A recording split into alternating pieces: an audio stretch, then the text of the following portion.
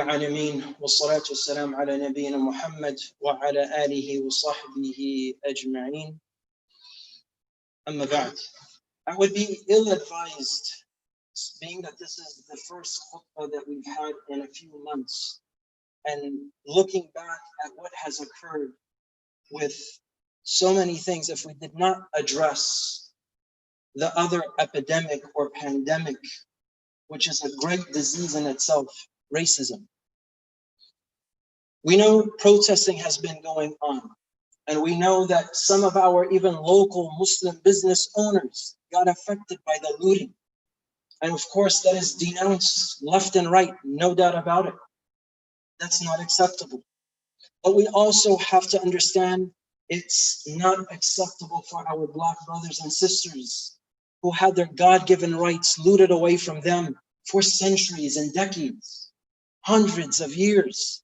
Their basic human rights have been looted away from them. It's important to realize for us as Muslims that the victims of the past may never find fair justice. They may have many cases in which they went to the courts and the courts unlawfully dismissed it or what have you. That this only increases the wounds of such family members, that they did not get justice. But as Muslims, we must realize and know that the ultimate justice is on the day of judgment, when Allah subhanahu wa ta'ala will call all of the oppressors, will call all of the so-called kings, and He will bring them to account one by one. La dhulma al-yawm, as Allah subhanahu wa ta'ala mentions in Surah Al-Ghafir. There will be no injustice on that day. Systematic racism and oppression existed in the past just like it exists today. People were treated differently solely based on the color of their skin. Our Black brothers and sisters were held back from raising the ranks in corporate offices, from attending the best jobs, the best schools, from getting the best jobs. And you might ask, well, what is our proof for that? Just look around you. Look at the CEOs of companies, to the other executive jobs that exist, to the sports industry complex of CEOs and general managers and presidents and head coaches. You will find the same imbalance of demographics that still exists. Look at our current cabinet of the president. Only 2 Black members serve on his cabinet.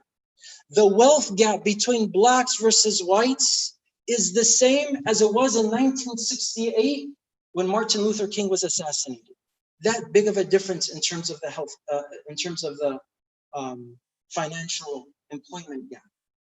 Blacks are more often to be unemployed, and when they're employed, they're more often to be underemployed, holding them back from seeking further promotions and raises. And this is all according to the Bureau of Labor Statistics.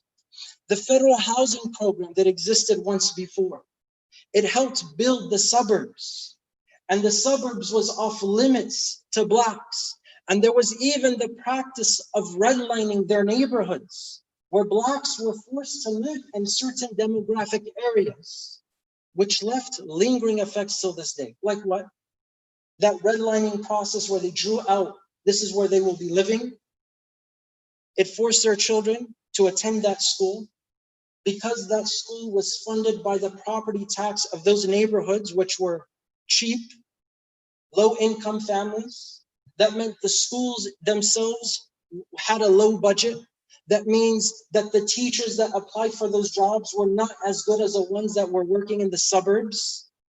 And so now you had overcrowded classrooms, underqualified teachers, and now you have an issue that's going to have effects upon generations and generations.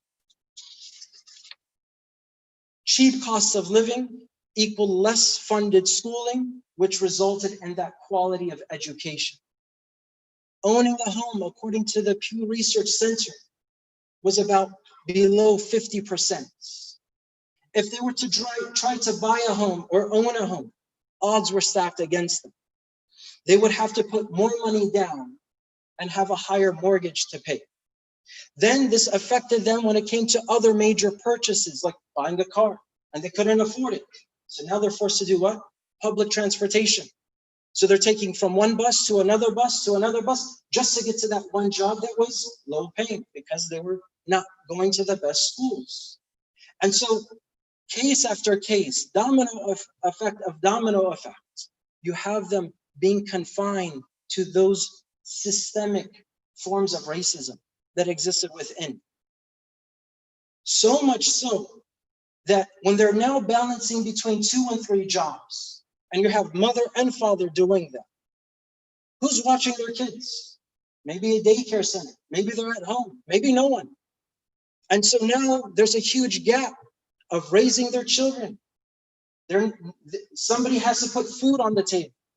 And now there's financial stress. And now there's a divorce. And now you have a broken family. And the cycle repeats. The cycle just repeats. We have to understand what this means for a lot of our Black brothers and sisters who are in this situation as we speak. Where do we go from here? The Prophet Muhammad sallallahu alaihi wasallam, just look, my brothers and sisters, look at his farewell sermon, at his farewell speech. And it was as if it was made for today's time. I mean, one of the most well-written or well-spoken words that our Prophet sallallahu alaihi wasallam said and delivered 1 year before his death. And it was attended by thousands upon thousands. The Prophet Muhammad sallallahu alaihi wasallam did not merely express empty slogans for a PR stunt. That wasn't his main objective. Rather, they were the same principles that he propagated from day one of Islam. It was the core message of Islam. Even when he was outnumbered, even when the people were out to get him, whether he was in Mecca or Medina, whether it was at times of war or peace, there was nothing, whether he was oppressed or vulnerable, his message never wavered. It never caved in. As he even said, whether you give me the sun on my right and the moon on my left, I will not leave this message. Let's go back to that message. As the Prophet ﷺ, one of his main intents of that farewell speech was that those who heard it would be able to propagate that message to others, and it would cascade to them. It was that same message that was instilled into the hearts of the believers. And how many points did he tackle that we suffer from today? That was your human rights advocates, sallallahu alaihi wasallam. Cover the rights of women, the sanctity of life, and it destroyed and eradicated racism. Because you have to look at not just what he accomplished, but look at what the people of the Arabs were before Islam. Tribalism. They used to swear and boast by it. They used to cause wars just because this person is not from our tribe.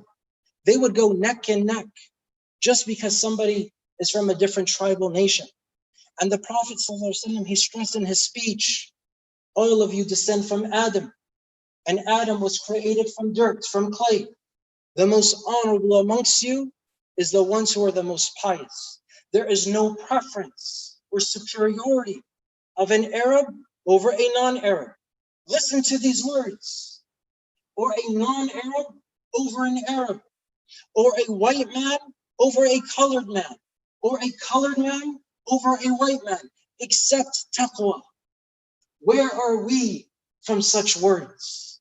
Because we know that racism, being prejudiced, it exists within our circles. There's no denying that. We look at others in a way that we feel so great and haughty and boastful because that person's from that country or his skin is like that and I'm from here and they're from there. This exists. When we have to also understand another concept.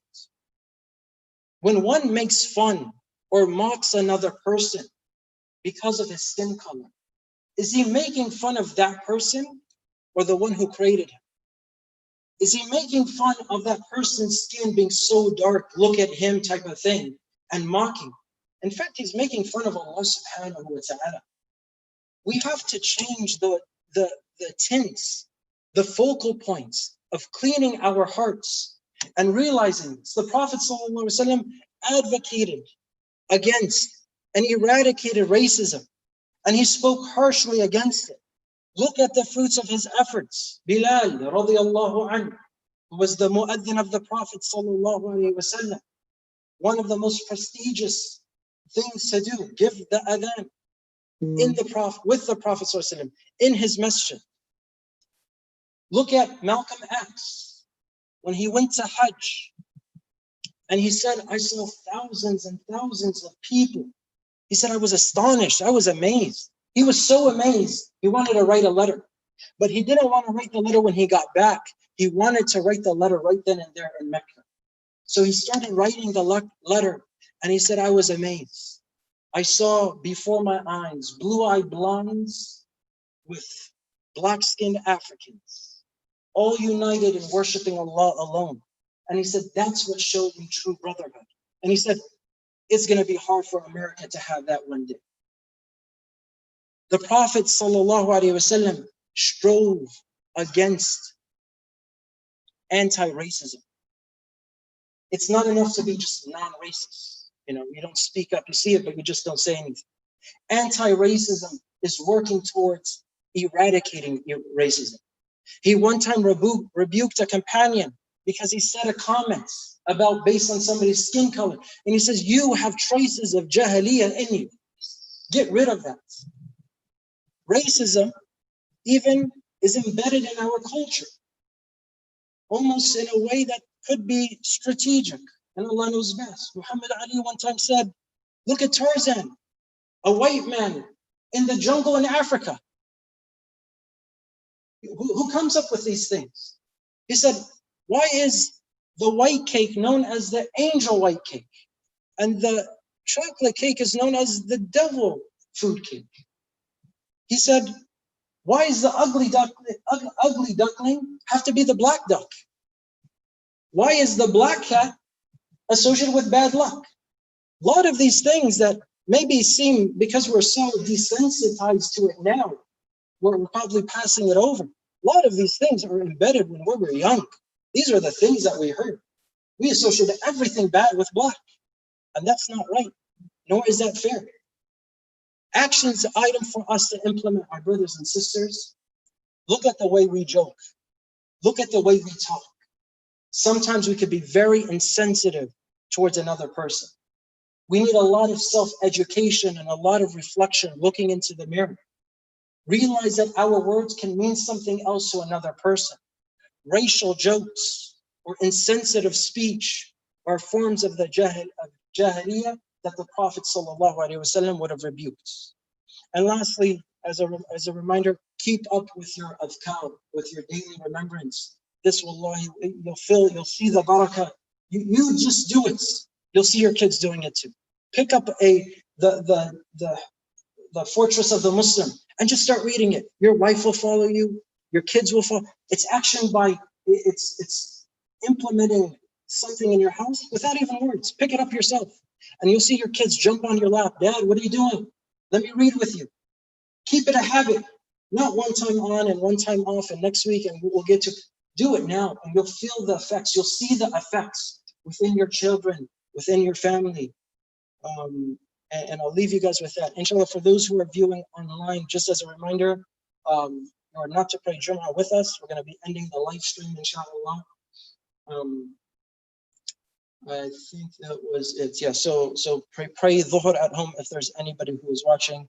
Jazakumullahu khair. We ask Allah subhanahu wa ta'ala to relieve this ummah from its distress and worries. Allahumma kshif al-ummah عن هذه الأمة اللهم أعز الإسلام والمسلمين اللهم أعز الإسلام والمسلمين اللهم أعز الإسلام والمسلمين ربنا آتنا في الدنيا حسنة وفي الآخرة حسنة وقنا عذاب النار وأقم الصلاة.